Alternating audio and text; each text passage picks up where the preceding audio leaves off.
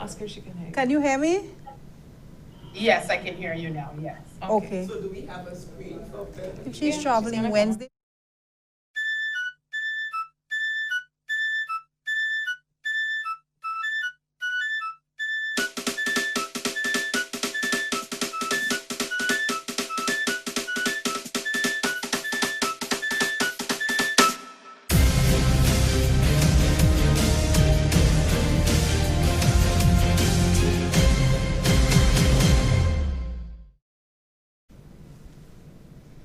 Good evening, viewers and listeners, and thank you for tuning in to the National Television Network, NTN, and for allowing us to provide you with yet another update on the COVID-19 response. A special thank you to all media houses carrying this broadcast island-wide. We are here to update the nation on the national efforts and accomplishments of both health and tourism, and by extension, the St.Lucia Air and Seaports Authority to date, and the trajectory as it relates to the further advancement of the sector amid the pandemic. We will tell you a lot more tonight about businesses that have now been given the green light for operation, hear from the St.Lucia Air and Seaports Authority, and talk about airlift as well into the destination. Before we get into the meat of tonight's discussion, let me introduce you to the panel. So in studio with us tonight is Honorable Mary Isaac, Minister of Health and Wellness, Honorable Dominic Fedee, Minister for Tourism, Information and Broadcasting, Culture and Creative Industries. We also have Ms. Donalyn Vittet, who is the Permanent Secretary in the Ministry of Tourism, Information and Broadcasting, Culture and Creative Industries, Dr. Sharon Belmar-George, Chief Medical Officer, Ministry of Health and Wellness. We were supposed to have had the company of the Commissioner of Police, however, we apologize for his absence tonight. And joining us via Zoom is the CEO of the St. Lucia Tourism Authority, Mrs. Beverly Nicholson-Doty. Good evening, everyone, and thank you again for taking time out of your busy schedules to be here with us tonight. My name is Gerraine Georges. I serve in many roles as it relates to the COVID response, but I will be just your moderator for tonight. I just want to let our viewers and listeners know that the lines will be open later in the broadcast so that you can call and make your contribution to the program. It is always good to hear from you, your ideas and suggestions on how we too can move forward with the COVID-19 response. Let's begin with an update from you, Dr. George, as it relates to the health of the nation. Good evening, Ms. Georges. Good evening. From January 30th, when the World Health Organization's Director General, under the International Health Regulations, declared the outbreak of the novel coronavirus, COVID-19, in the People's Republic of China, a public health emergency of international concern. Subsequent to this declaration, over 214 countries and territories have reported confirmed cases of COVID-19. As predicted by the World Health Organization, further international spread of COVID-19 is ongoing. As of August 16, 2020, the World Health Organization reported a total of 21.2 million confirmed cases of COVID-19 globally, with over 761,000 deaths globally. Over the past 7 days, the number of reported daily cases has rapidly increased with an average of 260,000 cases and 5,500 deaths. Our region, the region of the Americas, remains the most affected region in the past 7 days. The Americas accounts for 53% of all newly confirmed cases and 75% of deaths being recorded worldwide. The United States of America, which forms part of the region of the Americas, has reported 360,000 new cases, a decrease of 4% from the previous week. The Southeast Asia region is the second most affected region in the world, and the European region is currently recording increases. The African region, Eastern Mediterranean region, and Western Pacific region have all noted declines. In St. Lucia, a total of 4,801 tests have been conducted, out of which a total of 26 confirmed cases of COVID-19 we've noted. Of these 26 confirmed cases, 25 have fully recovered. Our latest case, which was recorded on Tuesday, August 18, 2020, is a repatriated national who is presently in care and stable at the respiratory hospital.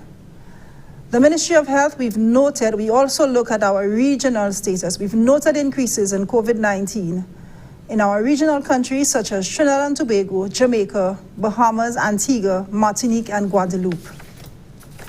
The active monitoring of the global and regional situation is being undertaken to ensure that evidence-based measures guide the recommendations and protocols that are put in place as we continue to open the economy and ensure our population can live safely with COVID-19.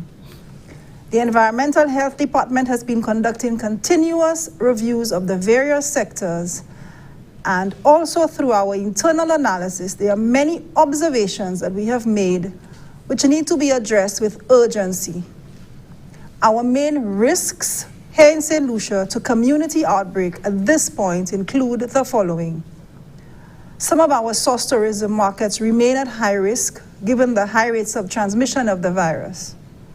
The illegal entry of persons from countries of high risk who are roaming in communities. The breaches of citizens to the home quarantine requirements.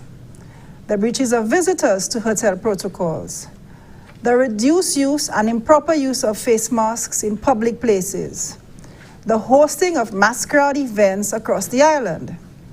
The non-adherence to established protocols at business places, and the crowding of public buses without the use of a mask. At this stage in the epidemic, I remind all that by taking personal responsibility, we do not only keep ourselves and our families safe, but also support our nation, minimizing the possible effect of COVID-19. In doing so, we will be creating the environment needed to allow our various sectors to remain open and to continue to function. If we can keep our numbers down, there will not be a need for any lockdowns or shutdowns, and we continue to open the economy in a safe way. It is impossible for the Royal St. Lucia Police Force or the environmental health officers to be everywhere to enforce protocols. We need to each be invested and committed to take all of the necessary actions to reduce the risk of COVID-19 within our nation. According to Dr. Tedros, the World Health Organization Director General, at his media briefing on Monday, August 10, 2020, there are two essential elements, he said, to addressing the pandemic effectively. Leaders must step up to take action, and the citizens need to embrace those new measures. Thank you. Thank you, Dr. George. Very much to take away from that update. Dr. George, let's just reiterate the importance of the quarantine period as it relates to case number 26. Case number 26 provides a very good example of the importance of quarantine and the adherence of the 14-day quarantine period. This last case is a repatriated national.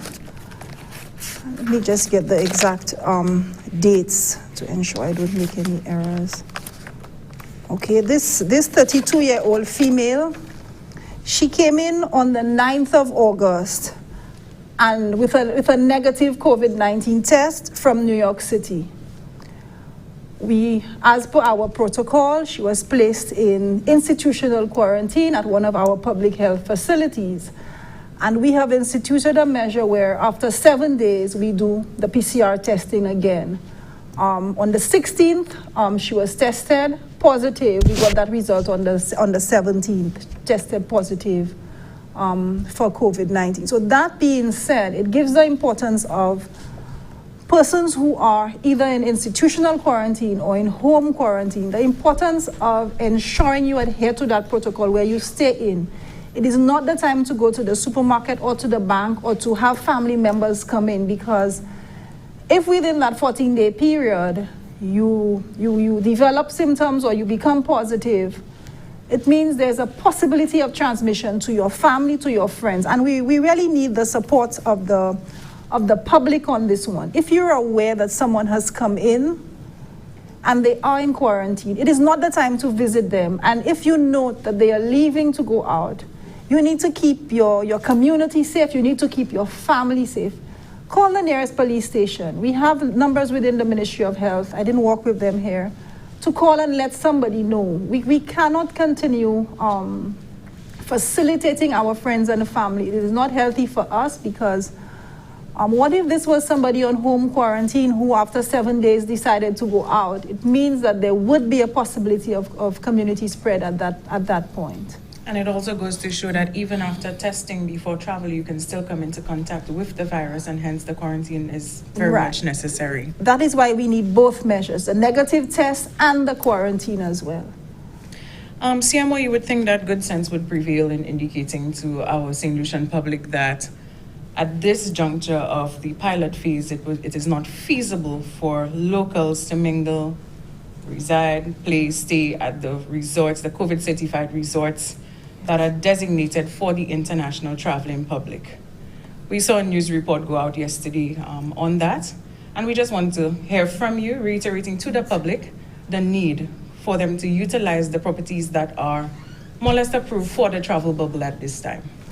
The Ministry of Health, we've been working very closely with the Ministry of Tourism to ensure that the opening of the sector is done in a very safe way for everyone within the communities.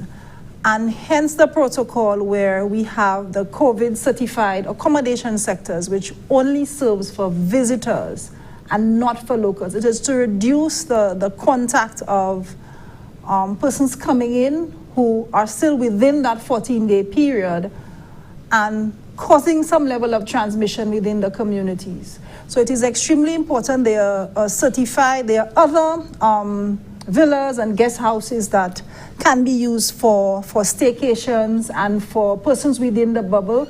It is important that we maintain that level of separation at this point because the level of risk for introduction is still there. Do we still plan on keeping our alert figure at 50 for positive cases, as with the reopening of tourism? Yes, we do. However, I must indicate that 50 cases, it all depends on where those 50 cases are. A case that we get, which is in somebody who's in quarantine, the level of risk is a lot lower as compared to if this is a case that was in the community before. So we continue with our indicators, and in terms of our Caribbean bubble, on a weekly basis, we monitor what's happening within the region, and we redefine and update our bubble to keep our island as safe as possible. Today's update indicate that Guyana as well as Trinidad has been removed from the bubble. Yes. We continue to see that efforts are being made to safeguard St. Lucia. Yes. To date, several islands have been removed. Last week we spoke about the process by which these islands are more or less screened for approval. Yes. For entry into the bubble or removal from the bubble. Are there other islands that are being monitored at this time? We are monitoring all of the islands, and we look at the last 7 days. We use 3 indicators when we assess the bubble islands. We look at the number of cases, the number of new cases of COVID-19 within the last 7 days. We look at the incidence of disease of COVID-19, that is number of new cases per 100,000 in the population, and we also look at the trajectory, if they're increasing, if they're decreasing, or if they're stable. And it gives us an idea of the level of risk to our island of them coming in, because the bubble countries, they come in with they need to come in with a negative test, but they're exempt from the quarantine. So we have to ensure that the level of risk is low enough to allow that possibility. Back to school is nearing, and I believe much faster than we can imagine. There are concerns as it relates to the wearing of masks within the classroom. Are there also concerns for students who may have pre-existing respiratory issues, something like asthma, or are there any considerations for the Ministry of Education? They've been working with us, and I know they've been putting a lot into working with the various schools to ensure that protocols are in place. For children who have respiratory issues, the recommendation is the use of the face shield in the classroom during class time. If they are not able to tolerate the face mask during the class, the last WHO recommendation indicated that once the kids are separated, when they're at the desk, they don't need to leave the mask on for the entire day. And children with respiratory signs and symptoms can use a face shield during class time. So I guess we're looking forward to back to school with all of the health and safety measures in place. Minister Isaac, good night again, and thank you for joining us. Good night. Many have said that you were in quiet mode during the pandemic. Some of us know better. So we want you to give us just an update on your core engagements as it relates to the ongoing pandemic. Well, as you know, it is true that the CMO and her team are the ones that give us the technical information. And with that information, what we do is we take it, we consider it as a cabinet, and then we go ahead and discuss what policies we need to put in place, and how we can best manage the economy given the information that CMO gives to us. Of course, I play a double role in that I am the Minister of Health and Wellness as well as a member of that very same cabinet. So sometimes, you find yourself, of course, supporting your ministry's decisions, while at the same time you have to, you have to play a sort of a give and take when it comes to when you are sitting in that cabinet, trying to, reach a compromise, because you know that the people out there, the public, may well react negatively to what it is that our Chief Medical Officer and the health team are putting in place. So sometimes it is it's a bit difficult playing those two roles, and it is better if you just maintain your quietness and just monitor what is going on before you actually know which side to be on, right?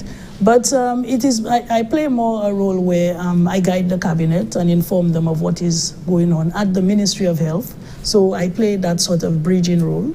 As well as whenever my ministry, my staff need support, I am always there to support them and to ensure that everything is moving as it should and things are on the right track. Thank you, Minister. Can you tell us a little bit about the respiratory hospital capacity, completion date, and if possible, the cost for executing such a project of such magnitude? Well, we are hoping that we will be able to get that project completed by September. And we are trying to get as many as, a little over 100 rooms in that facility. We are squeezing as much as possible. We did not have a budget for that, so we had to find the funds within, within the budget of the Ministry of Health, as well as funding from the Ministry of Finance. And it is coming along really, really very beautifully. The inside is almost done, almost complete. I have a bit of a concern about the outside of the respiratory hospital because it doesn't look very nice. And while we have funding to paint the inside of the respiratory hospital, we do not have finances to paint the outside of the hospital. And it's not a pretty sight coming from the old Victoria Hospital that it was, for us to, transit it into a pretty and beautiful respiratory hospital.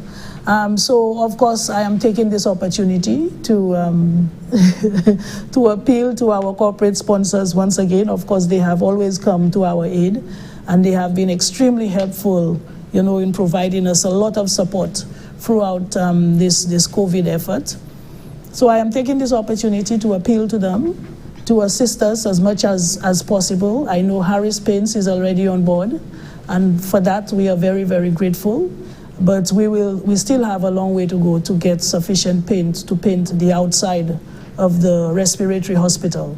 But other than that, it is moving along beautifully, and I hope by the end of September we should have it well finished and hopefully finished, so that we can say we are prepared for any eventuality when it comes to COVID-19. Right now, we are accommodating people in the hospital, but of course, the renovations are still ongoing and it's not yet complete, but we are hoping it will be completed in record time. From what I gather, if and when we do see the disappearance of COVID, are there major plans to maintain the respiratory hospital for further health care? Well, it was supposed to be a polyclinic. to replace the Chaussee Road Health Center. But for now, we can only go as far as saying that it is going to be a respiratory hospital, and because of all the monies, all the funding that is going into transferring it into that facility, I am not sure what we are going to do from there.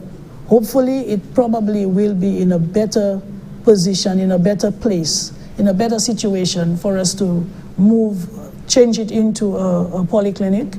But for now, I am not sure. I cannot say. We have not looked at that past COVID. Thank you, Minister.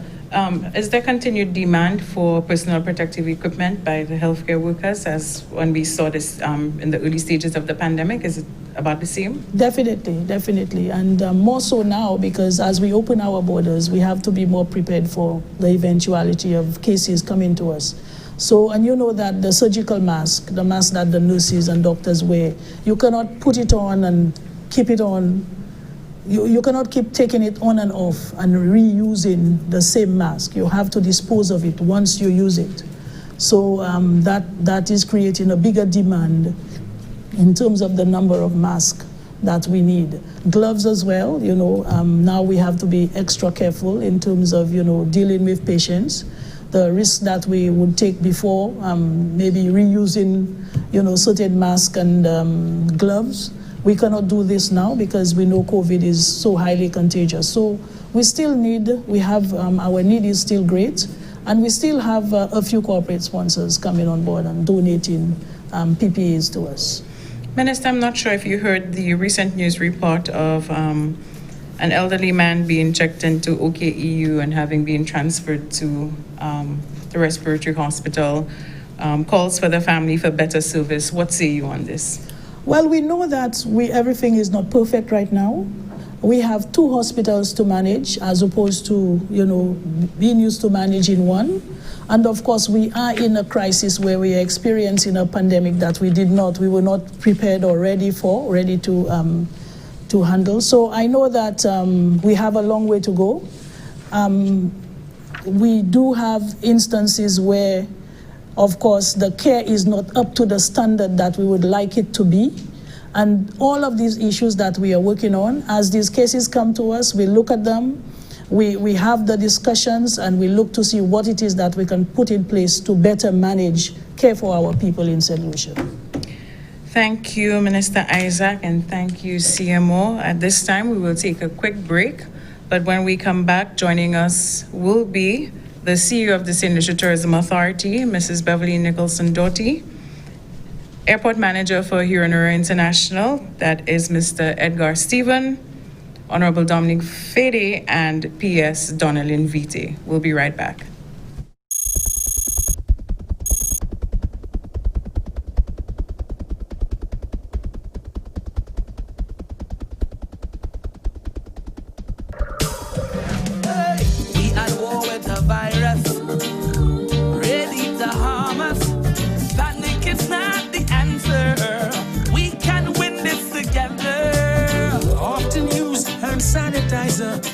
Better yet, use soap and water. We must protect each other if we are to beat this corona. Together let us win this war. Be a soldier for St. Lucia. Together let us win this war. Be a soldier, together we can beat this corona. So you don't become the next case. Avoid touching your face. I'm sure you've been told so.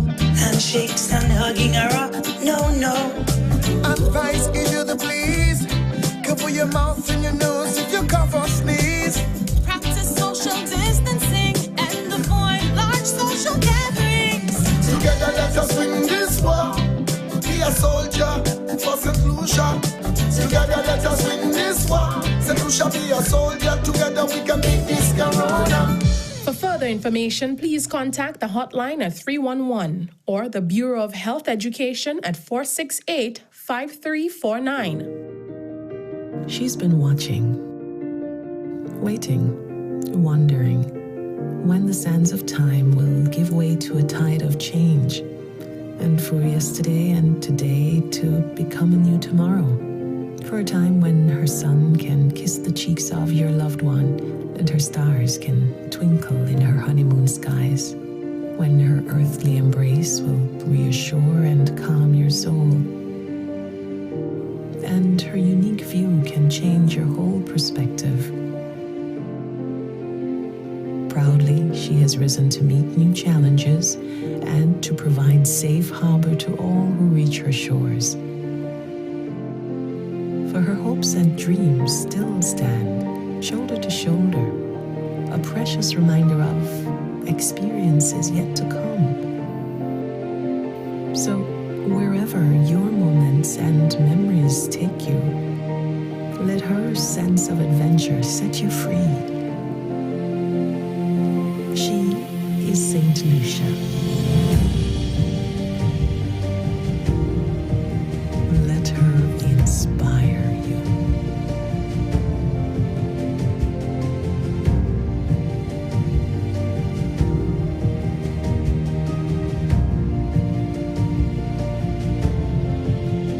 What's in the food you're eating? Do you really even know? All the chemicals and hormones used to accelerate their growth. All the artificial flavoring, sweeteners and colors too. We consume and we don't spare a thought for the damage that they'll do. No, think about the children. Think about the children. How will we save them? Chemicals and GMOs are not the solution. Use organic and join revolution. Excessive agrochemical use, additives, and genetically modified foods are harmful to health and the environment. Join the good food revolution. Grow, buy, and consume organic. A message from Rise St. Lucia and the Ministry of Sustainable Development with funding from the GEF Small Grants Program, UNDP. The good food revolution. Welcome back to the broadcast. We are providing you with an update as it relates to the COVID-19 response. You just saw on set Dr. Sharon Belmar-George, the Chief Medical Officer, and Honorable Mary Isaac, Minister of Health and Wellness. And the key points that we took away from their contribution tonight is that testing and quarantine remains a priority for St. Lucia. Vetting of the bubble countries is ongoing and will continue at every juncture, and that the respiratory hospital is nearing completion and will serve as a major support in the response to the COVID-19. On set at this moment is Minister Fedee, Tourism Minister, and we have with us PS of Tourism, Ms. Donalyn Vittet, and tonight we also have with us Mr. Edgar Stephen, who is the manager for the Huron-Oria International Airport. So during this segment, we're going to talk a lot more about the tourism component and the response amid the pandemic. Also joining us via Zoom is the CEO of the St. Lucia Tourism Authority, Mrs. Beverly Nicholson-Doty. Good evening to all. Good evening. Good evening. Thank you for joining us. Minister Fedee, I will start with you tonight. We know that tourism has really focused on three main subsectors with the opening. That is mainly hotel, formal accommodation, taxi, marine, inclusive of yachting. Tell us what more can we see with tourism moving forward? Well, just before we go into tourism, I think that we need to do justice to the great job the Ministry of Health and the whole team have been doing. As a country, I think it's a deep sense of pride that we are now being rated as the leading country for the management of COVID in the entire Western Hemisphere. That means North and South America, Latin America, Central America, and indeed the Caribbean. So I think that this is a tremendous accomplishment, and I believe that this really laid the platform for us to begin talking about the reopening of tourism. There would have been no discussion about reopening tourism if we had not done a tremendous job in managing the COVID-19 response nationally. And the CMO and the Minister of Health that came before me, I think that they deserved the highest accolades and kudos that we can give to them. So congratulations to St. Lucia, congratulations to the way in which you have conducted yourselves, the way in which you have responded, the private sector, the contribution that you have made, investments in raising the cost of business to ensure that protocols are in, certainly did not help your bottom line, but you stepped up to the plate every time. Still today, I think it's a great sense of motivation to me to see that companies are still enforcing the wearing of the mask and extra sanitization and ensuring that their staff are protected by the level of protocols that they have put in place. So Gerraine, I think tonight we really owe a significant debt to the frontline workers, the police officers, and all the tremendous work that they have done. But despite all of this, this is not a time for us to be complacent. This is a time that we must continue to be cautious, be alert, and really continue to do all the things that we have done so well these past few months that have made us the best country in the Caribbean and indeed the Western Hemisphere in the management of COVID-19. I think that there are significant lessons that we would have learned from our management of the COVID response that is now benefiting the reopening of the tourism phase. So when we look at the level of collaboration that health and tourism and the National Security Department and SLASPA, represented here by the airport manager, it is just absolutely tremendous and one that is very motivating to all of us. Now to your question. Indeed, Minister, yes, our frontline and if workers you do don't deserve mind, the kudos. Yes, and if you don't mind repeating your question, because I think I've said quite a mouthful and would have forgotten the initial question. Absolutely. You were asking? I was saying, with the reopening of tourism, I know that 3 major subsectors have been focused on, and that includes the hotel and formal accommodation, taxi, marine, and by extension, yachting. And so we wanted to engage in discussion as to what more are we looking forward to opening up during this phase. Well, I think it's early to tell what we've been doing at the command center and at the cabinet level. We've been allowing the Ministry of Health to take the lead in this rather sensitive time. And we have really looked at a balanced approach to try to ensure that, first of all, we keep the people of St. Lucia safe. We keep our taxi drivers safe, all of the employees that are exposed to the guests that are coming in from high-risk areas. We also had a very high premium on the port health workers at the Urinora International Airport, all the staff that are associated with SLASPA, to make sure that they are safe. But this is so fluid, Gerraine, that no one can tell when phase one is going to end. Yes, I think it would make us a lot more competitive if we had a product that was a lot more exciting, that included more activities, but that would also mean more risk and more exposure of the population to guests that are coming from very high-risk areas. So what we're doing is very cautiously, strategically, and in a very measured way to ensure that we go one day at a time, one step at a time, and we learn from each experience. Absolutely. Going over to Mr. Edgar Stephen, what has the operations at Urinora International been like since the reopening?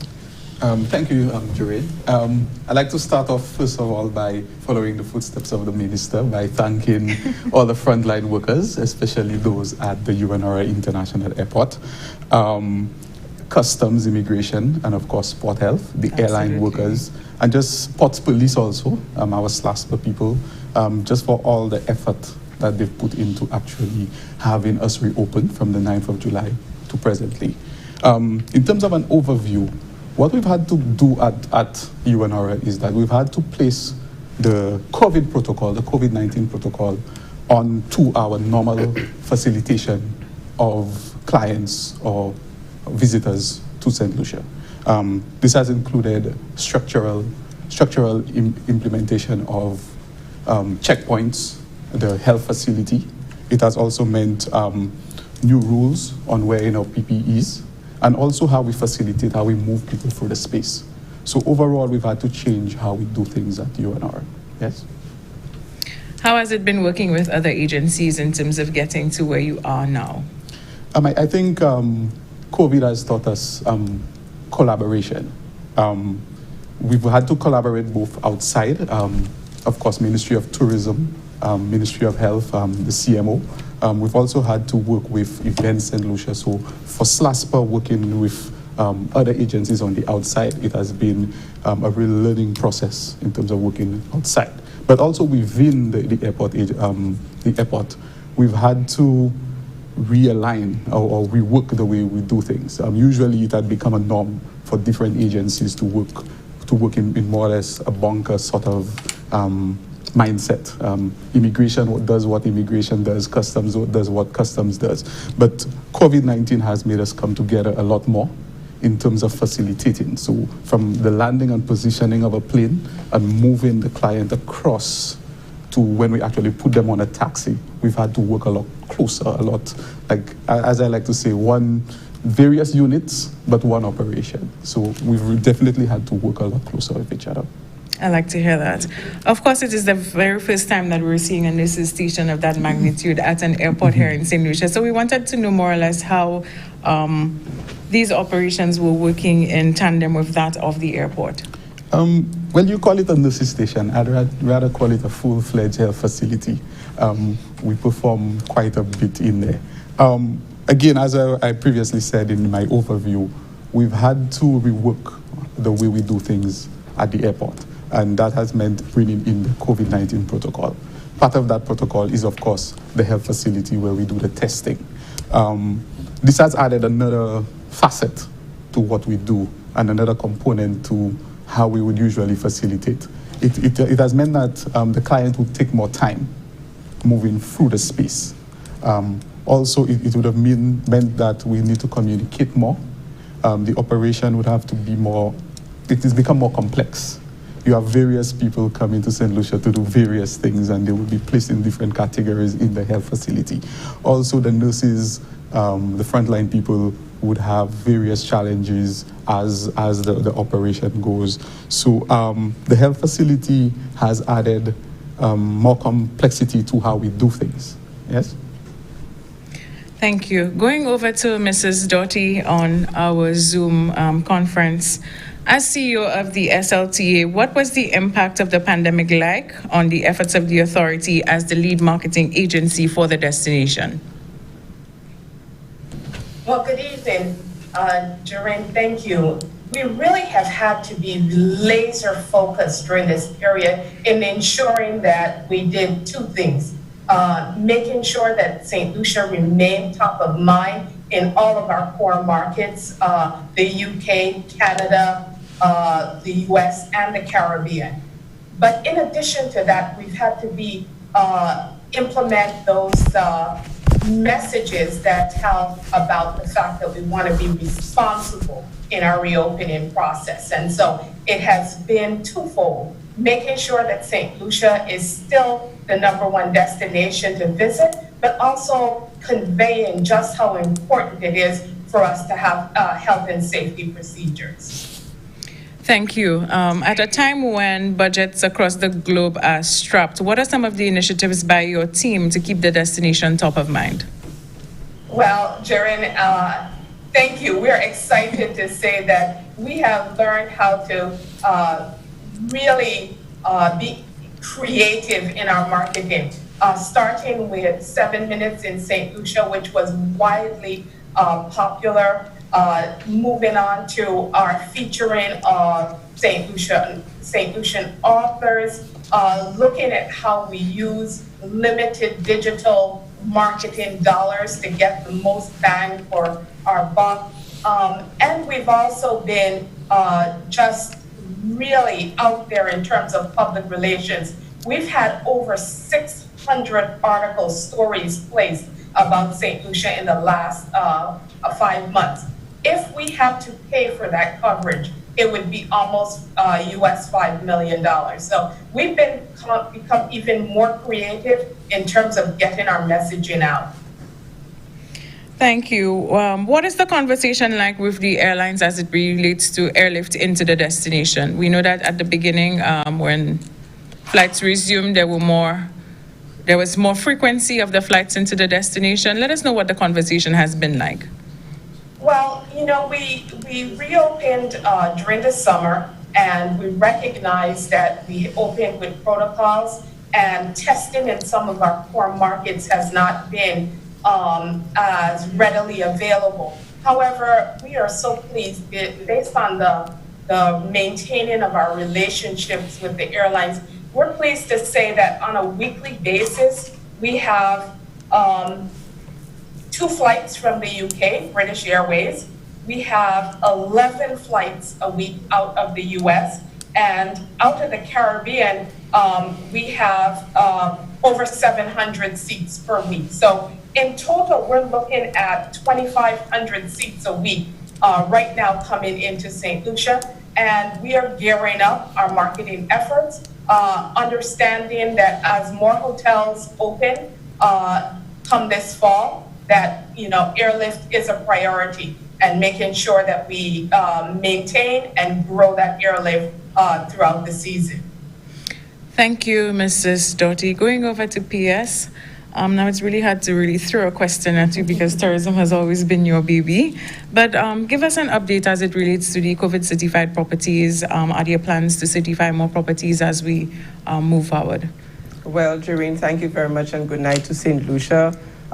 Before I continue, I'd like to raise my voice, although a little husky tonight, to minister, just to commend St. Lucia, to commend all of the government agencies, statutory organizations, the frontliners, also putting the hotel workers as well, employees as part of the champions, in St. Lucia receiving this accolade, and it makes me very proud as a St. Lucian to see St. Lucia ranking, at the bottom, which really means for us at the top, and to see that, I really want to jam somebody, but I can't because CMO says no, and we respect that. But big up St. Lucia. It's really a night to celebrate.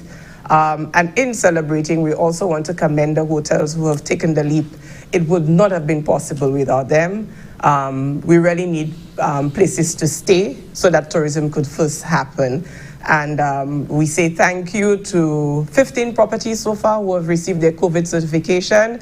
Big up Cap Maison, Fondue Plantation, Bay Gardens Hotel, Bay Gardens Beach Resort, Ladera Resort, Jade Mountain, Anchasney, Stonefield, Sandals Grand, Sugar Beach, Windjammer, Marigot Bay Resort, Serenity at Coconut Bay, Tete Rouge, and Kai Blanc. So these are 15 properties to date who have received their COVID certification.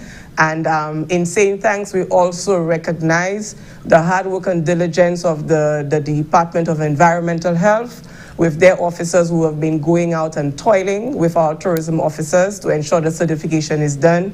And at every stage, there's constant feedback to the hotels and areas that they need to shape up and, mend those gaps until we are satisfied that the level of safety that the Ministry of Health requires is installed. We have a couple more properties to come. In the next week, we will see Harbour Club, Royalton, Mystique Royal, Hotel Chocolat was inspected today, so as of tomorrow, we should be able to say, put them in the pile to say big up to them as well. So, it's really a joy for us because this hard work of not only the Ministry of Tourism, but the other agencies have been paying off. And for us, we continue to say that there's no way we could win on tourism if we don't win on health. And that is our main priority. But as we have 15 properties that are certified, we also have some gains on, the other side. For the tourism taxi, when we reopened in phase 1, 9th of July, we saw just a few taxi companies and associations. We saw Southern Taxi, we saw Vigi Taxi, and we saw the taxis of the five properties that are certified. But right now, as we have 15 properties certified, it means that we have 15 operators for tourism taxi that are in circulation.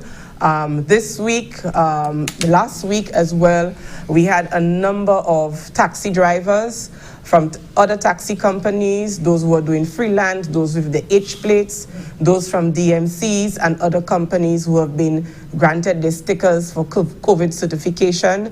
Only today in Soufrière, the decals were installed on those drivers from Soufrière and Choiseul, and it's really a joy. Whereas we know not everybody will be able to apply immediately, this is a journey in coming. One step at a time, as Minister indicated, baby steps until we get where we need to be. But we will continue to work and continue there's distribution and equity within the sector. So we ask the other sectors, the water-based sector, yachting, and even we are moving to including other activities because we understand that the health risk out there in our source markets is still real.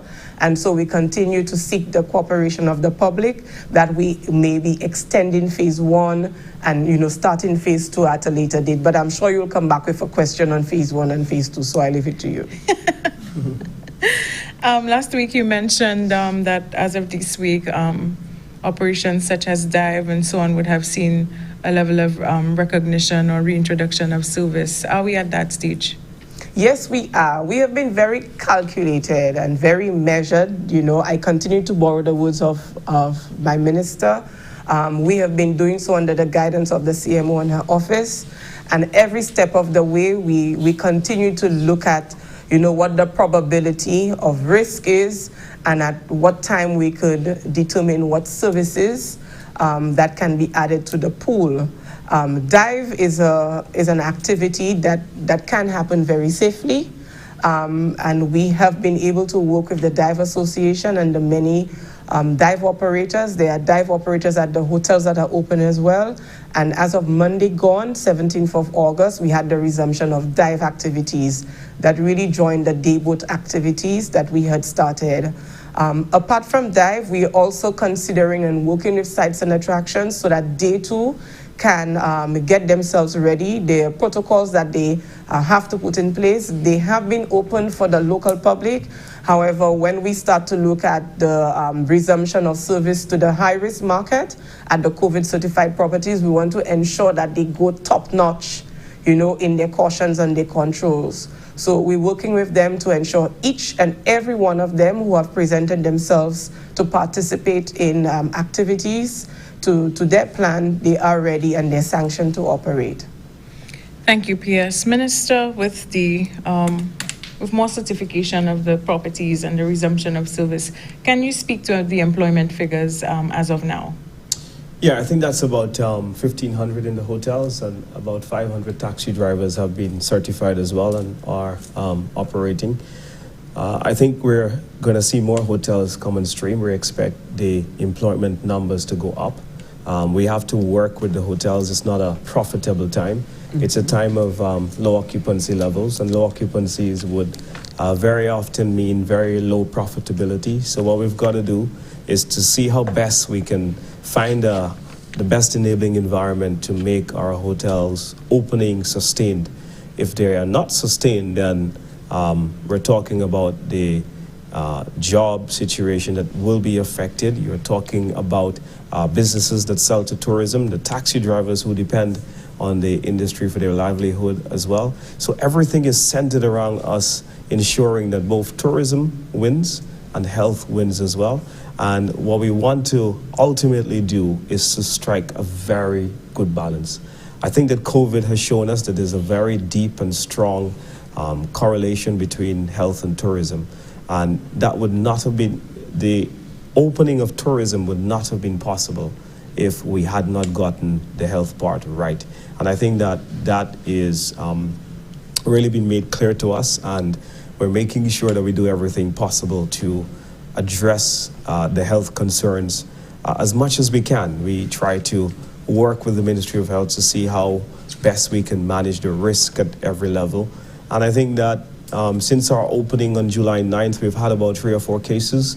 That's pretty low. And there have been returning nationals who have all gone into quarantine. And I think we're pretty good. I think a couple of days ago, we could have said we were at 0 cases. But I think there's 1 that is active at the moment. Correct. Of course, the situation remains fluid. Going back to Mr. Stephen from SLASPA, since the reopening, we've seen the return of St. Lucia nationals, Americans, as well as other nationals traveling abroad. What are some of the protocols that you would like to remind the traveling public of as it relates to the airport? Well, at the airport, the general rule is safety, security, and then a successful, seamless operation. So what we would like to ask of our clients, of the people who both work on the airport and access the airport, is to practice the required protocols, which means wearing of PPEs, constant sanitization of hands, also as much as possible acquiring the required documentation on entry, doing the test before arriving into St. Lucia, also having as much information as possible in terms of where they came from, other aspects of how exactly they're going to be accommodated into St. Lucia, what hotels they will be staying at. Again, accessing our COVID-19 website to find out as much information as possible. Yeah. Okay, and what has load factors been like since the reopening of the borders operating into and out of UVF? Initially, load factors looked really good. In the first week or two, the load factors were quite impressive. Moving forward, they've gone down significantly. We're currently at about 33%. There's two reasons for that. Of course, COVID-19 may account for some of it. Also, we're in the August month, and usually load factors would be at a lower level during this time of year. Thank you very much. Going back to Mrs. Doty on our Zoom conference, with celebrities really celebrating St. Lucia and making reference to the protocols as safe, well thought out and implemented, what are some of the key initiatives by your team to keep placing St. Lucia as an inspirational destination in the regional and international markets? Well, definitely having celebrities and testimonials from visitors that share that they made the decision to come to St. Lucia based on the health and safety protocols is a great testament to the work of the Ministry of Health and in collaboration with the Ministry of Tourism. So education. You know, we have to coexist with COVID, and so we have to recognize that our entire marketing strategy has to be adapted to that. And so our sales team have been very diligent in working to re-educate the travel agent, the consumers, doing webinars, having sales calls. We've had to switch to virtual trade shows, but we at all times are pressing on ensuring that the messaging is on a very responsible way of marketing tourism. So we're now looking at some of the traditional markets. The honeymooners are certainly a market that are interested in coming back to St. Lucia. And while load factors at this time are not certainly where we wouldn't want them to be, we're looking at what the future lies, and that pace is trending up in terms of inquiries about St. Lucia. Not COVID specific, we have seen a 20% increase in people searching for St. Lucia on our website. And so that means that they're planning ahead. They're looking at what the possibilities are in terms of their travel. St. Lucia is top of mind. So our sales team is out there. We're really looking at family markets, wellness, our cultural and heritage events. These are all areas that people are inspired by.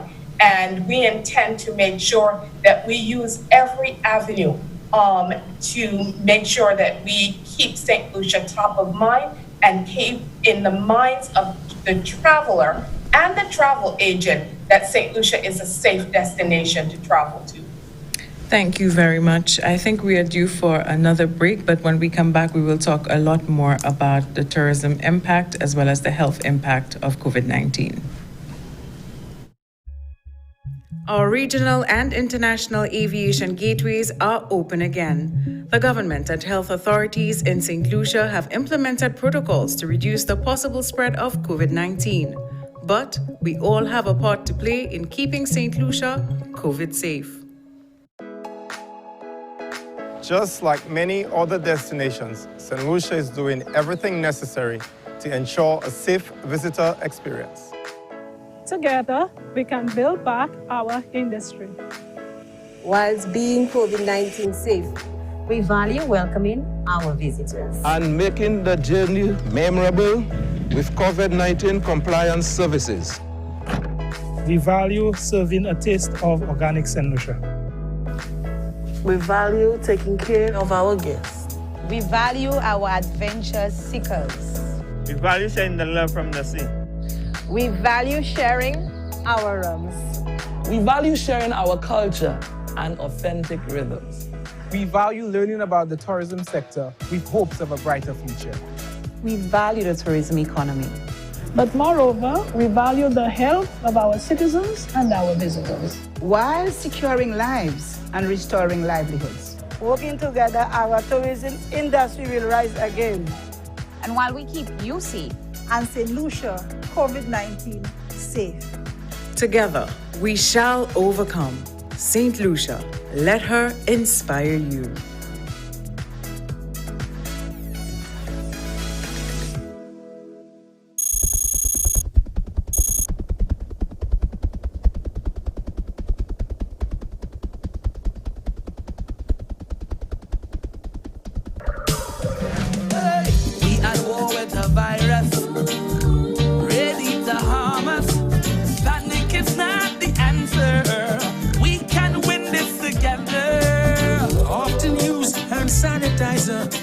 Better yet, use soap and water.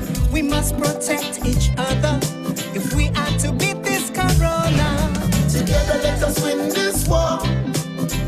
Be a soldier for St. Lucia. Together let us win this war. Be a soldier, together we can beat this corona. So you don't become the next case. Avoid touching your face. I'm sure you've been told so. Handshakes and hugging her up. No, no. Advice give you the please. Cover your mouth and your nose if you cough or sneeze. Practice social distancing and avoid large social gatherings. Together let us win this war. Be a soldier for St. Lucia. Together let us win this war. St. Lucia, be a soldier. Together we can beat this corona. For further information, please contact the hotline at 311 or the Bureau of Health Education at 468-5349. Overnight, growing national unrest. Society, a digital cashless society, one world currency. A vaccine for COVID-19. Droplets COVID virus. Macy's iconic flagship. Virus set inside the coronavirus. Everybody vaccinated. On the corona pandemic. Our opposition to the lockdown. An infected conspiracy theories. Bizarre claims. The truth about the origin of COVID-19 hidden from the rest of the world. And the Chinese.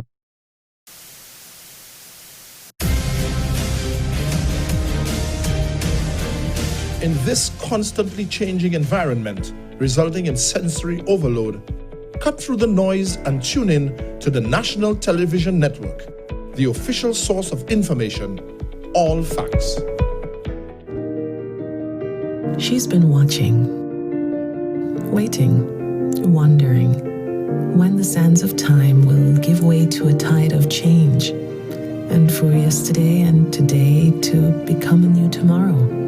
For a time when her sun can kiss the cheeks of your loved one and her stars can twinkle in her honeymoon skies, when her earthly embrace will reassure and calm your soul,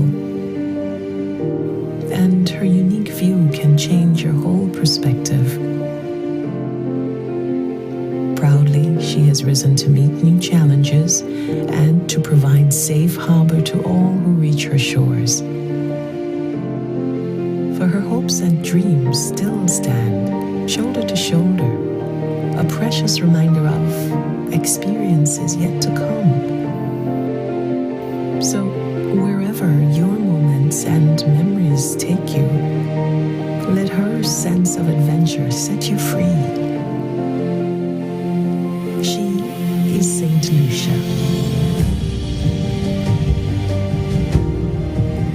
Let her inspire you.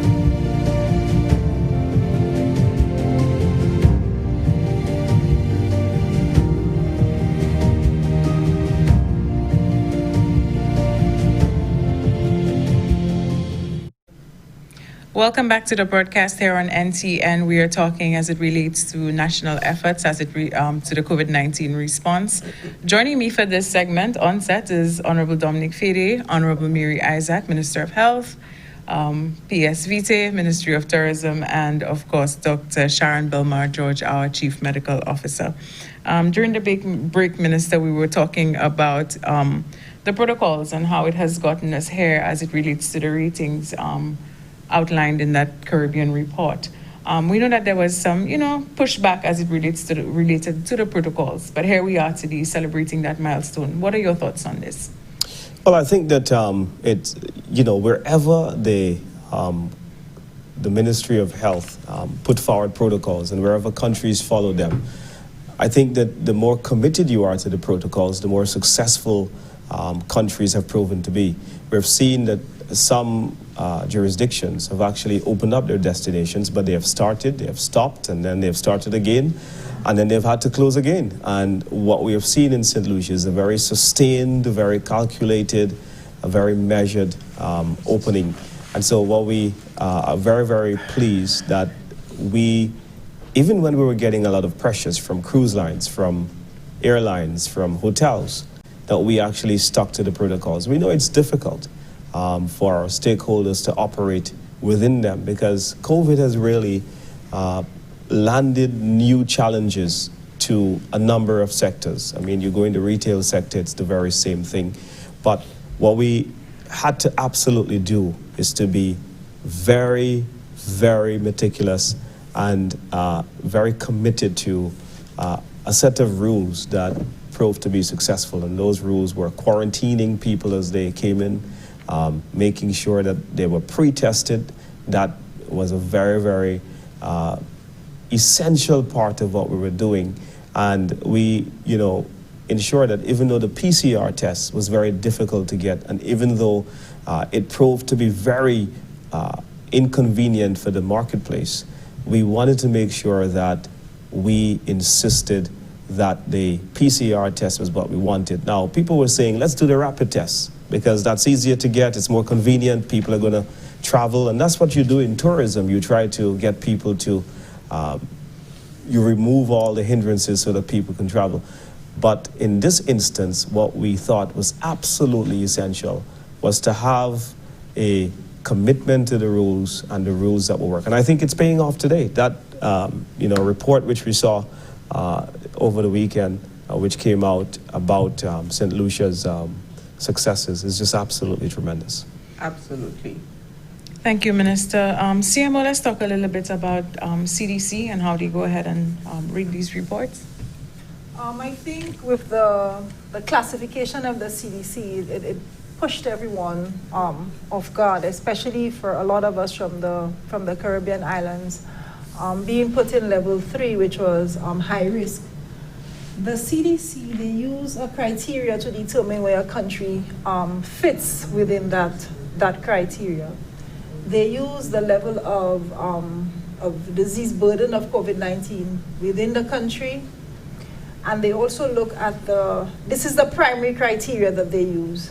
How much of COVID-19 you have within your country. They also look at your healthcare capacity and your public health infrastructure. So and it's one of the analysis that we also do within the Ministry of Health. So what they look at is the number of new cases within 28 days. They use 2 incubation periods for COVID-19.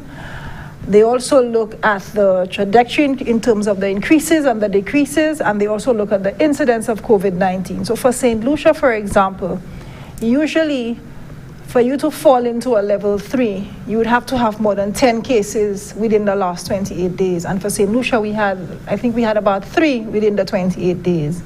And also our number of cases was also on the decrease.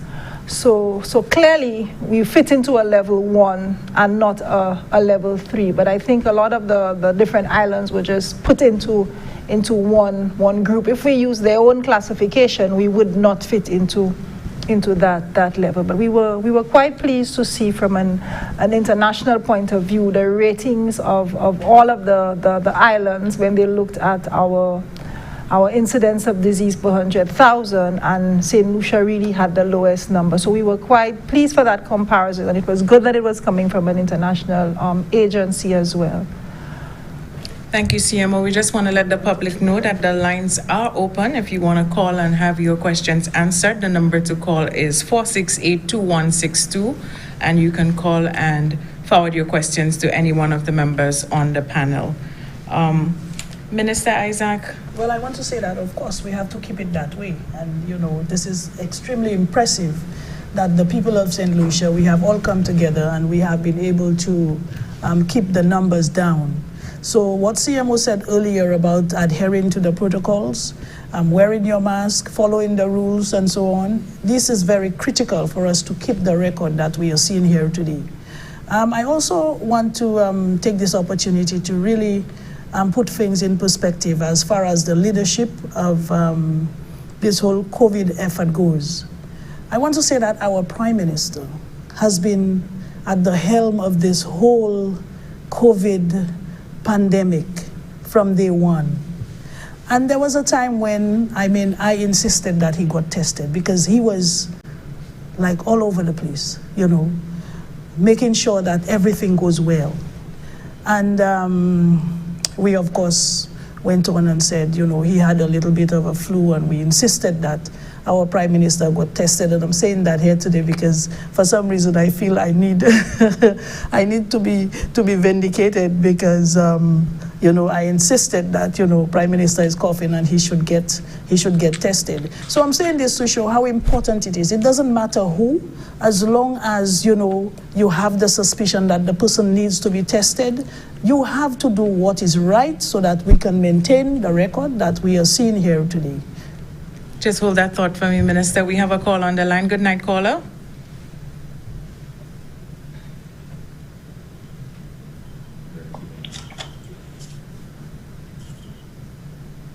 I think we lost that caller. You can proceed, Minister.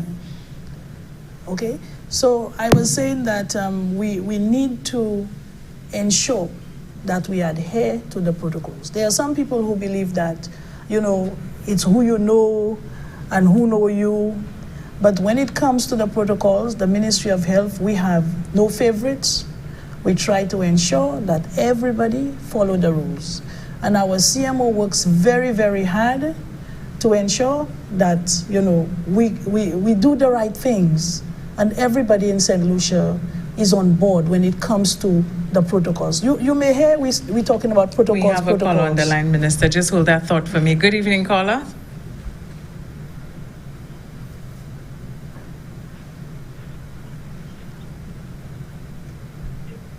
Good night. Go ahead, make your contribution. I think we lost that caller again. Minister, you were saying? Yeah, we speak a lot about protocols because this is what has brought us here where we are today. And it is extremely important that we as a people understand that. It is just basic hygiene that we are pushing, really. Wash your hands, wash your hands, wash your hands. And I think the children, they've got it. They sing the happy birthday twice, they wash their hands. And COVID has brought this home to us that it is really about hygiene, right? Practice proper hygiene. Everywhere you go, you get into your home, you wash your hands. You live in a facility, a home or something, when you get to somewhere else, you wash your hands. And you keep doing that all the time. You also have to practice keeping your mask on. We have a caller on the line. Go ahead, caller, make your contribution.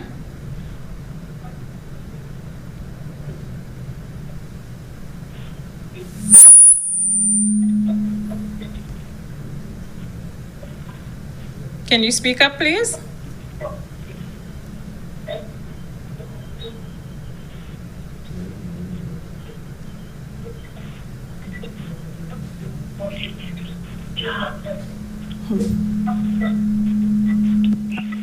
think there is an issue with the clarity. Hi, good evening. Yes, we can hear you now. Good evening. Yes, this question is for the Permanent Secretary. Sure, If, go for ahead. example, you were not able to get the COVID, are you hearing me? Yes, we can. Go ahead, please. Yes, this question is for the Permanent Secretary. If you are not able to meet the requirements to get the COVID sticker for transportation, what advice would you give in terms of the different steps that you need to take in order for you to get the COVID sticker? Thank you, caller. Yes? Thank you, caller. The stickers are already decals, and they have been placed on the vehicles who are providing tourism transportation to indicate they have a certain level of preparation to operate within this phase of the resumption of tourism. So the priority for this is tourism taxi. We have also looked at those tourism taxi which have the TX plates, those with the H plates, and essentially those are certified tourism taxi. So this is the focus for those persons who have been given the stickers. Thank you, PS.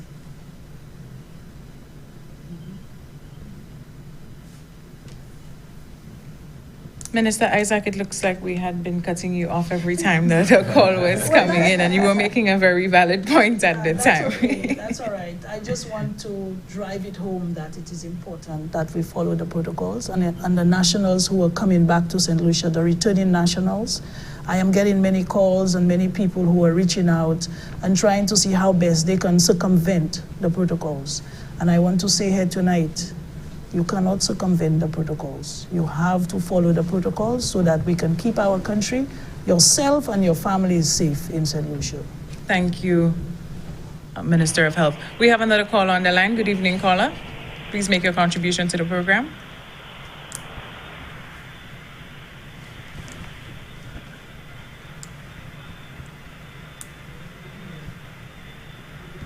Hello?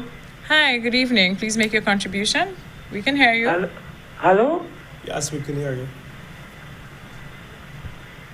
Hello? Yes. Yes, good evening. We can hear you. I am not hearing you clearly at all, but I hope you're hearing me. So if you're hearing me, can I see Minister Isaac nod her head if you're hearing me? Because I cannot hear you at all. Yes, we're hearing you. Okay. Good evening, ministers. Good evening, CMO. Good evening, PS. Good evening. CMO, today I have heard, because of this announcement of St. Lucia hitting the tops on the chats and fireworks and everything, and doing fantastically well with this COVID, I am inundated with more calls than ever from the diaspora wanting to come home, and they're asking the questions. Now, I think they're confused about getting the test, going into quarantine for 7 days because they're St. Lucian, and getting the test, the negative test, and going into quarantine for 14 days. And they're questioning me so much about that because they are flooding, they are coming home. They want to get out of the places where they are, where they think that is not safe and that St. Lucia is safe. Because all our problem seems to be on the borders when the people are coming in, but inside you guys are doing such a good job. And let me tell you something. As far as I'm concerned, and as the St. Lucians should be concerned, when we have powerful little people in our corner, we're strong, because you always heard what happened to Goliath, right? So that is why I feel very secure, knowing that I have UCM doing what you're doing, and the people are listening. So I just went out and blast them, letting them know that you guys are on, and so they should listen to exactly what you're saying. So I want you to talk to the solutions in the diaspora that are coming home, and they don't care if they have to stay for 14 days. They're coming home and to be in St. Lucia for months until this thing is over. Please explain to them again for me what they can do, when they have the test, how long they have to stay here. Minister Isaac, I know they have said that you're quiet, But you and I know that when you're quiet, that's when you push it. And you have a CMO that cares about her own country. She has her family. She wouldn't let no ministers of government who are not the experts in the medical field tell her what should be done. When she says, I have spoken to my experts, this is how it is done. We have a government that listens to what she says. I know her. So when people are out there saying the mama guy and the CMO, I mean, we need to think, because those results that just came out there today, they don't lie. It tells of a person who has a strong will and knows what she's doing. Our PS has gone out and so has our president and tell us the stats, the facts of what's happening in the hotels. And this is why our people are saying they are coming. Minister, you on your team, great job. Okay, so people can knock, I don't care, because what I care about is my people are wanting to come home, and they want to come home to a country that is safe and that looks like it has its head in the right place about what it's doing, to give our people, when I hear people from who have families in the diaspora saying to me, thank God I can go back to work, and I'm glad that more mama hotels are opening. I don't know, and I'm going to say it like that. Masav saki vese moun sa ici. Puis actuellement, zo ka jwen moun ka travail, actuellement zo ka ten pays ka travail bien. Nous jikale ka pok kem akomu konu ek manière ka jewi se moun na ici. Ek nous still ka babie, nous ka babie, nous ka di nous set lycée. I think Minister, CMO, PS, please, you and your team continue doing what you're doing, because I have family in the diaspora. Wants to come here. I have my family in this country. My children were valuable. And what you guys are doing is very good.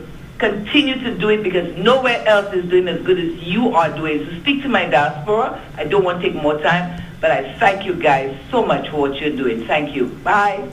Thank you. And that was Dr. Joycelyn Fletcher, the Director of Diaspora Affairs. CMO, can you respond to her concerns as it relates to informing the diaspora of what is necessary?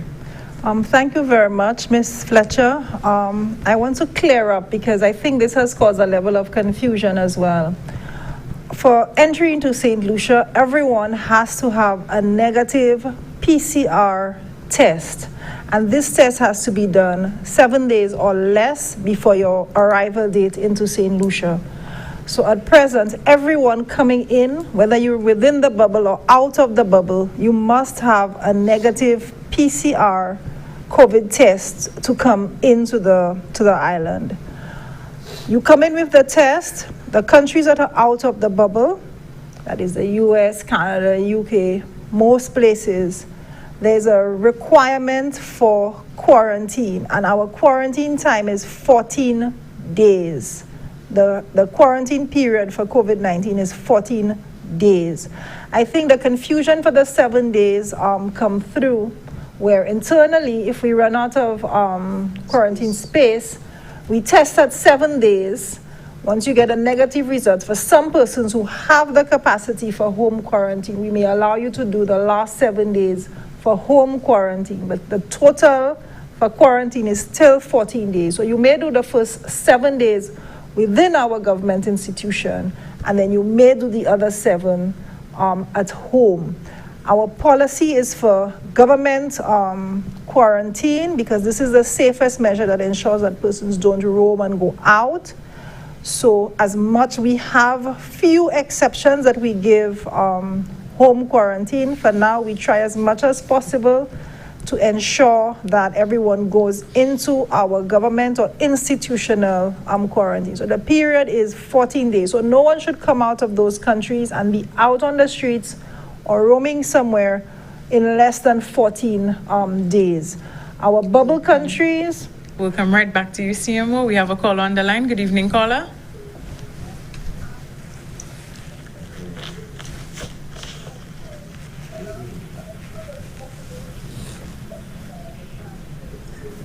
Good evening, caller. Please go ahead.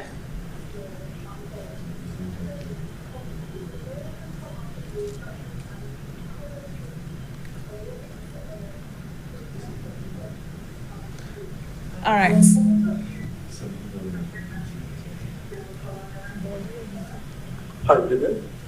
Hi, good evening. Go ahead. Yes, we can hear you. Yeah, hello. Hello? Good evening. We can hear you. Please go ahead. Hello?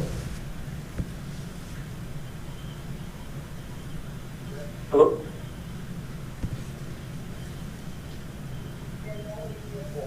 Yeah, hello? Yes, we can hear you. Go ahead. Please make your contribution to the program. I'm waiting right now. Hi.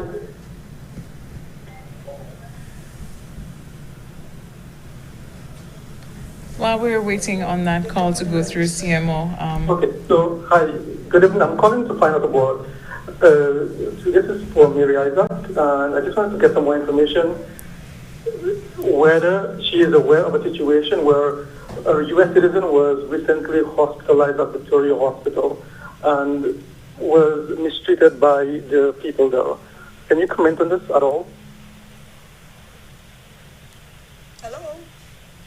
Yes, we are aware that sometimes people, feel that they were not treated up to the level that they would like to be treated. And we know that we have some issues that we need to iron out at the OKEU hospital as well as the respiratory hospital. We have found ourselves in a situation where we are managing 2 hospitals, and of course under very, very strenuous conditions, because we have to try at the same time to maintain an environment where we do not introduce COVID into the hospital that does not accept people who have respiratory issues.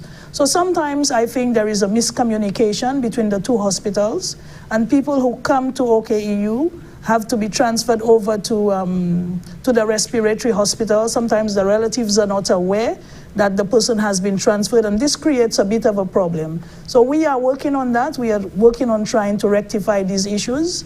I have to apologize for somebody who claims that they were not treated up to a standard that they believe they ought to have been treated. So we are very sorry about that. And, if there is any way that you probably can reach out to me during the day, we can have further discussion on that. But we are aware that, things are not up to standard at all times at the hospital. Thank you, Minister. CMO, you were speaking directly to the diaspora, reiterating to them the need for pre-testing prior to arrival, the need for quarantine. Are there any other concerns or areas that they need to be aware of? Well, I think a lot of persons think if you have the test, then it's okay. But it's important that you need to come in with the negative test, and there's a requirement for quarantine, except for if you're in the bubble countries where you need the test and then you're exempt from quarantine.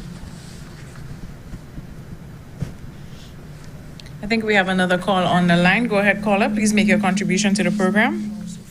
Hi, good evening. My call is to Mr. Fedee. Hi, good evening, sir. Yes, I just want to ask several questions. What concessions are in place for hotel employees as the new frontline workers? That's all I have. Well, at present, the concessions which we announced in the Parliament during the budget speech only catered to the nurses, doctors that are working in the public service, as well as firemen, police officers, and I think that there is a list, but there is no consideration for hotel employees. But certainly I think that I can make representation if you're suggesting that hotel employees, who I agree are taking a significant risk and are on the front lines as we speak today. But I think that at the time that the policy was conceptualized, we had not reopened our borders as yet, and the hotel sector was not operationalized.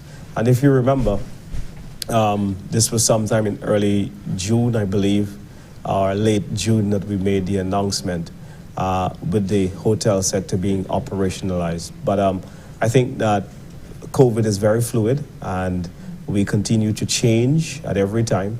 And what we can certainly do is consider the hotel employees as well, because we do appreciate the very significant sacrifice that the hospitality workers are making at this time. Not just hotel employees, but think of the taxi drivers and the workers on the boats and the dive companies and all the excursions and so on.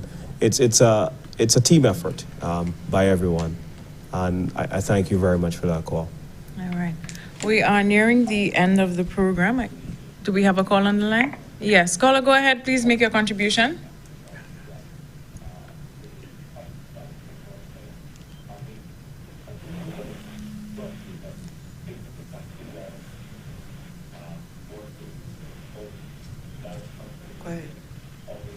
Caller, please go ahead. Hello? Yes, please go ahead. Make your contribution to the program. Good night. Oh, they were still talking, sir.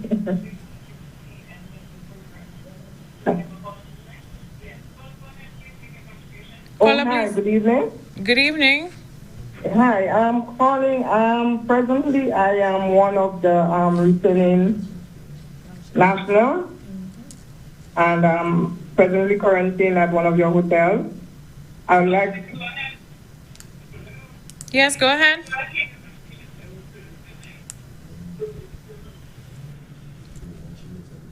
Yes.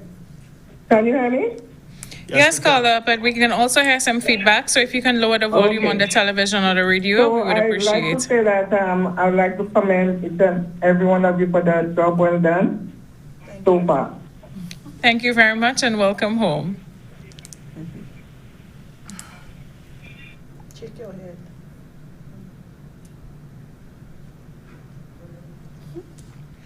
We are nearing the end of the program, so I believe this is at the point where we take our final comments from our members of the panel. We will go over to Mrs. Beverly Nicholson-Doty via Zoom for our final comments, and then we'll come over to our head table here. Mrs. Doty? Thank you so much, Gerraine. We're, really working to make sure that we keep St. Lucia top of mind, and I would be remiss if I didn't spend 2 minutes to talk about our bubblecation packages, our programs, and encourage our small hotels to go to Caribcation and make sure that they sign up. We have our team working with our small hotels and villas, and that is certainly one of the areas that we will be looking to as we expand our marketing opportunities throughout the next few months. Our goal is to make sure that we have a major presence in all of our core markets to have a strong fall and winter. And so we appreciate all that the teams are doing. Collaboration tourism in itself is a collaboration. And so we are so pleased to be a part of making sure that there is a strong comeback for St. Lucia. Thank you, Mrs. Doty. PS Tourism? Yes, thank you, Gerraine. For us, tourism has really been the weight of continuing to push, with COVID. And as we do so, we continue to think of all the sons and daughters and all the employees who have been, really marginalized and stricken out of the impact of COVID. We are seeing from the advice of the Ministry of Health that our intention to move on to phase 2, which would really resume the normal activities for tourism, may not be the best considered activity at this time. And so for us, there is strong consideration on extending phase 1. This will not be done with the intention to keep more people out, but with the intention to keep our position, keep the health concern down, and at every step of the way to ensure that we do this safely, carefully, with as many people who could benefit as possible, at the front burner. And so we saw for the 17th of August that we included dive, and we're pushing forward to see after school reopens on the 7th of September, thereabout, that we will see the inclusion of some sites and attractions and some other excursions. And hopefully we will start to plan for phase 2 in October. But this is really underpinned by what's happening in the international market and our source markets. from the public health concern. So we ask the public, we ask all of the operators within the tourism industry and those who benefit indirectly to continue working with the Ministry of Tourism and Health, to continue working with St. Lucia. Let us rally around each other, that all of the decisions that we are making in the long run will be for the interests of us all. Thank you, PS. Minister Fedee? Well, I think that so far we have done a very successful job in putting under control any potential spread of COVID-19. I am very, very pleased that we are number one so far in the Caribbean, in Latin America, and indeed the entire Western Hemisphere in how we've been able to put this disease under control. We are now faced with the very, very difficult task of recovering our economy. The Ministry of Finance, the last projections I saw, suggested that there was a 21% fallout in economic output projected for this financial year. There are thousands of St. Lucians on the breadline. Thousands more are looking for jobs pre-COVID. It means that we have a worsened labor situation in the country that we must now rise to the occasion as a country and see how we can rebuild our economy and hope in the meantime that we can find a vaccine where we can see the day that finally COVID will not be an impediment to all of our economic and social aspirations. Thank you, Minister Fedee. Let's hear from our CMO. Thank you very much, Gerraine. I just want at this point to indicate that we've successfully been able to keep our incidence of COVID-19 down.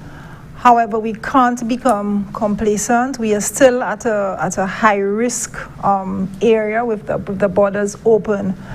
And I want to make a final appeal to the public to continue working with us and to take the personal responsibility in keeping themselves and their families safe. I just want to point out a few of the highlights that I indicated where, from our evaluation, our main risks to getting community outbreak include. And for us, within our communities, has to do with the breach of citizens for home quarantine, for us harboring persons who come in illegally, especially persons coming in from Martinique. We continue to get those coming in and being kept in different communities.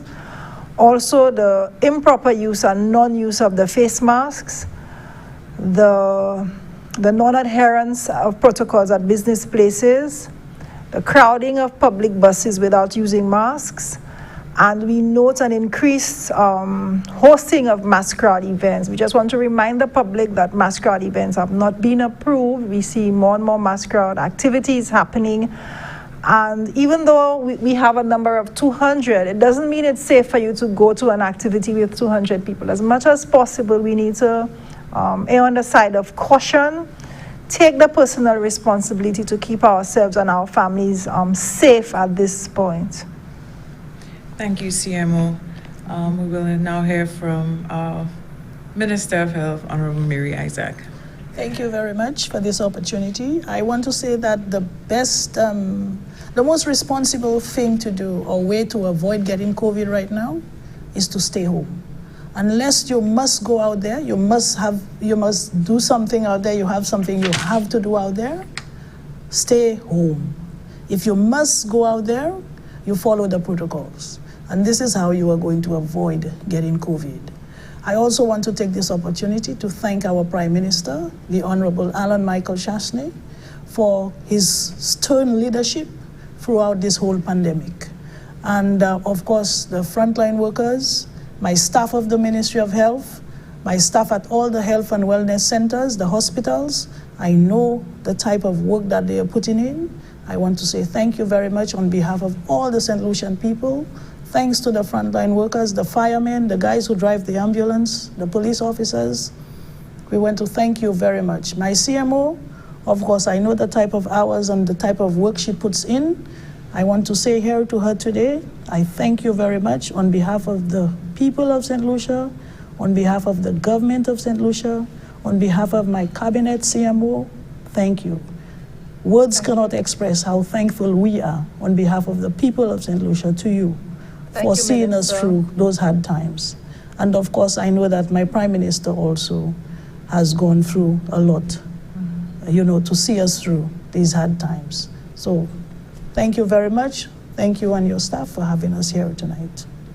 Thank you very much. You've just heard from our panelists, Honorable Dominic Fedee, P.S. Donalyn Vittet, Honorable Mary Isaac, Dr. Sharon Belmar-George, the manager for the Gerraine International Airport, Mr. Edgar Stephen, and via Zoom, the CEO of the St. Lucia Tourism Authority. We thank you very much for staying tuned to the broadcast. We encourage you to follow all the necessary protocols for travel into St. Lucia. For more information, visit stlucia.org/COVID-19. And if you are coming from the bubble jurisdiction, please visit caribcation.org for more information. We will join you again in the very near future for another St. Lucia update as it relates to COVID-19. I'm Gerraine Georges. Good night.